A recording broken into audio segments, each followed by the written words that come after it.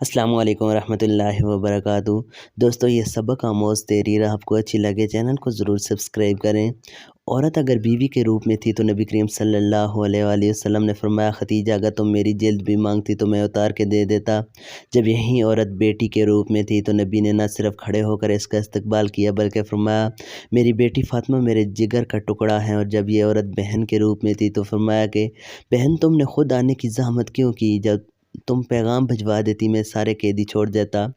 اور جب یہ عورت ماں کے روپ میں آئی تو قدموں میں جنت ڈال دی گئی اور حسرت بھری صدا بھی تاریخ نے محفوظ کی۔ فرمایا کیا اے صحابہ کرام، کاش میری ماں زندہ ہوتی، میں نماز عشاء پڑھا رہا ہوتا، میری ماں محمد پکارتی، میں نماز چھوڑ کے اپنی ماں کی بات سنتا۔ سبحان اللہ۔ عورت کی تکلیف کا اتنا احساس فرمایا گیا کہ دوران جماعت بچوں کے رونے کی آواز سنتے ہی قرآن مختصر کر دی، اے امت محمدیہ کی بیٹیوں، تم مجھے بہت عظمت والی ہو۔ کیا آپ نے آج درود پاک پڑھا صلی اللہ علیہ وآلہ وسلم؟